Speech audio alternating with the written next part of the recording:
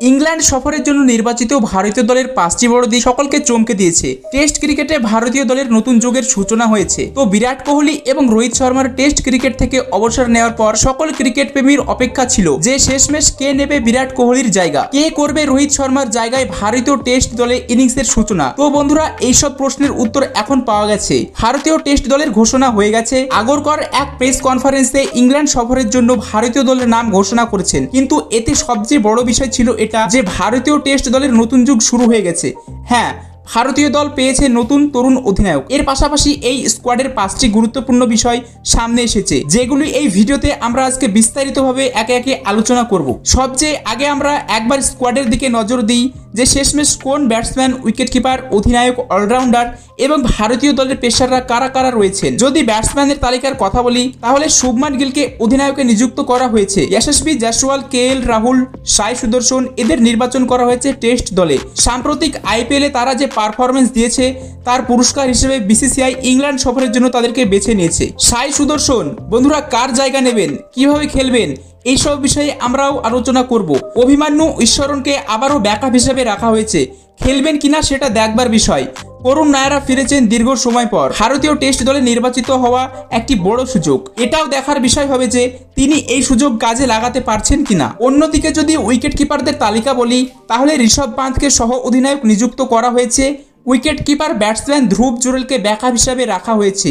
অলরাউন্ডারদের কথা বললে নীতিশ কুমার রেড্ডি, রবীন্দ্র জাদেজা, ওয়াশিংটন সুন্দর এরা প্রত্যাশিত ছিলেন, কিন্তু শার্দুল ঠাকুর একটি চমক হিসাবে অন্তর্ভুক্ত হয়েছেন।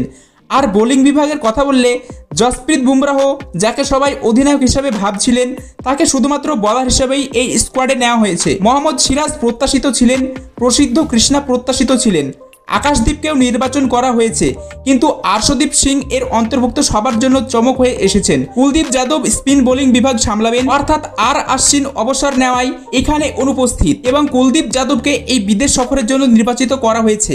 দেখা যাবে তিনি খেলেন কিনা, একাদশে জায়গা পান কিনা, কিন্তু ব্যাকআপ হিসাবে তিনি রয়েছেন। এবার আসা যাক স্কোয়াডের 5টি বড় বিষয়ে। প্রথম বড় এবং গুরুত্বপূর্ণ বিষয় যদি বলি তাহলে বুমরা। বন্ধুরা, এটা নির্ধারিত ছিল যে ভারতীয় দলের অধিনায়ক হবেন। অভিজ্ঞ খেলোয়াড়, অস্ট্রেলিয়া সফরে অধিনায়কও ছিলেন এবং তার অধিনায়ক তত্ত্বে ভারতীয় দল ভালো পারফর্ম করেছে, কিন্তু তাকে অধিনায়ক করা হয়নি। পরে মনে করা হচ্ছিল ঋষভ পান্থ হবেন, কিন্তু তাকে সহ অধিনায়ক করা হয়েছে এবং শুভমান গিলের নেতৃত্বে নতুন যুগের শুরু হয়েছে। এটা একটি চমকপ্রদ সিদ্ধান্ত হয়েছে, কিন্তু গত 2-3 দিনে এটা নিশ্চিত হয়ে গিয়েছিল যে পান্থ অধিনায়ক হবেন না, অধিনায়ক হবেন শুভমান গিল।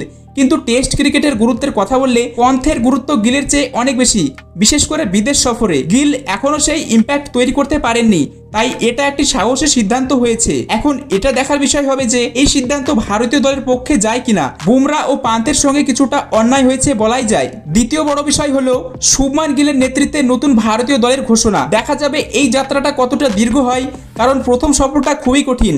এখানে রোহিত নেই, কোহলি নেই, একেবারে নতুন ব্যাটিং ইউনিট দেখা যাবে। যদি গিল সফল হন তাহলে তার অধিনায়কত্ব চলবে, যদি ব্যর্থ হন, বিশেষ করে যদি 5-0-তে হেরে যায় ভারত, তাহলে তো খুব বেশি দিন চলবে না। তৃতীয় বড় বিষয় হলো বিরাট কোহলির বিকল্প হিসেবে সাই সুদর্শন ও করুণ নায়ারকে বেছে নেওয়া হয়েছে। এই দুজনের মধ্যে কেউ একজন ব্যাট করবে 4র্থ নম্বরে, যিনি ইংল্যান্ডে ভালো ম্যাচ পারফর্ম করবেন, তিনি প্রথম টেস্টে জায়গা পাবেন এবং এক্সটেন্ডেড রানও পাবেন। যিনি ব্যর্থ হবেন তার জায়গায় অন্যজন আসতে পারেন। 4র্থ বড় বিষয় হলো শার্দুল ঠাকুরের অন্তর্ভুক্তি। এটি একটি চমক, কিন্তু তার সুইং করার দক্ষতা এবং হঠাৎ উইকেট নেওয়ার ক্ষমতার জন্য তাকে বেছে নেওয়া হয়েছে। পঞ্চম বড় বিষয় হলো মোহাম্মদ শামিকে নেওয়া হয়নি। আগরকর জানিয়েছেন তিনি এখনো পুরোপুরি ফিট নন এবং দীর্ঘ সফরের জন্য ঝুঁকি নেওয়া যাবে না। তার জায়গায় আর্শদীপ সিং একজন বাঁহাতি পেসারকে নেওয়া হয়েছে, যাতে বোলিং বিভাগে বৈচিত্র্য আসে। এই ছিল 5টি বড় বিষয়, যার মধ্যে সবচেয়ে গুরুত্বপূর্ণ শুভমান গিলের নেতৃত্বে নতুন ভারতীয় দল খেলবে। শুভমান গিলকে প্রথম সফরে কঠিন চ্যালেঞ্জ দেওয়া হয়েছে। কমেন্ট সেকশনে অবশ্যই জানাবেন শুভমান গিল ভারতীয় দলের নৌকা পার করতে পারবেন কিনা, কারণ বিরাট, রোহিত, আশ্বিন এই কিংবদন্তিদের অনুপস্থিতিতে তাকে বিশাল দায়িত্ব দেওয়া হয়েছে। এই দায়িত্ব হয় একজন খেলোয়াড়কে মহান করে তোলে, নয় চাপে ভেঙে দেয়। আপনার মতামত কমেন্টে জানাবেন। বন্ধুরা, এই ছিল আজকের ভিডিও। আশা করি ভিডিওটি ভালো লেগেছে। যদি ভিডিওটি ভালো লেগে থাকে তাহলে ভিডিওতে একটি লাইক করে চ্যানেলটি সাবস্ক্রাইব করে দেবেন। দেখা হচ্ছে পরের ভিডিওতে।